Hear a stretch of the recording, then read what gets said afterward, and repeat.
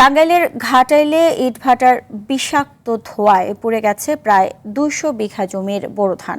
মাত্র ১৫ দিন পরেই যে ফসল ঘরে ওঠার কথা ছিল তা হারিয়ে এখন দিশেহারা শতাধিক কৃষক।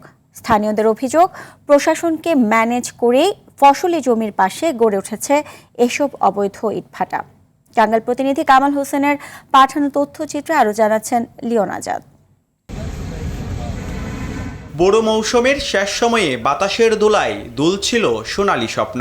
আর মাত্র ২ সপ্তাহ বাদেই কাস্তে হাতে মাঠে নামার কথা ছিল কৃষকদের, কিন্তু এক রাতের বিষাক্ত ধোঁয়ায় সেই স্বপ্ন এখন বিবর্ণ ছাই। টাঙ্গাইলের ঘাটাইল উপজেলার সিঙ্গুরিয়া এলাকায় সিয়াম ব্রিক্স নামের একটি ইট ভাটার নির্গত গ্যাসে পুড়ে গেছে অন্তত ২০০ বিঘা জমির ধান।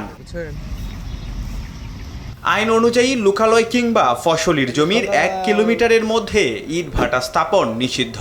অথচ এই এলাকায় মাত্র ১.৫ কিলোমিটারের মধ্যেই দাপটের সাথে চলছে ৫টি ইটভাটা। অভিযোগ আছে, স্থানীয় প্রশাসনকে ম্যানেজ করেই দিনের পর দিন চলছে এই পরিবেশ বিধ্বংসী কর্মযজ্ঞ। এই ধানগুনা যে পুইরা দেখুন কি সার হয়েছে, এই যে ভাটার নিয়ে ধুমায় কালো ধুমায় পুইরা গেছে। অমুর একটা ভাড়া আছে উত্তরে, হে উত্তরে বানায় ২ বাটায় একবারে মানে পুইরা শেষ করে দিছে। পাঠালাই কোনো কিছুই করতেছে না, মনে করেন যে গেলি ঘরে কয় যে আস না কাল পরশু এই পাইলি খালি পাইল ঘুরাইতেছে। এই ভাটা আজকে মনে করেন ১০, ১২, ১৫ বছর ধরে চালাইতেছে এরা, কিন্তু এই বছর যেটা হয়েছে অতিরিক্ত মানে বেশি, যা বেশি আপনি দেখেন যে কমসে কম না হইলে ১২০-৩০ বিঘা জমি। ইতোমধ্যে ক্ষতিগ্রস্ত এলাকা পরিদর্শন করেছে কৃষি বিভাগ। তাদের দাবি, তালিকা তৈরি করে কৃষকদের সহায়তা প্রদান করা হবে। ১২০ বিঘার মতো জমি ক্ষতিগ্রস্ত হয়েছে।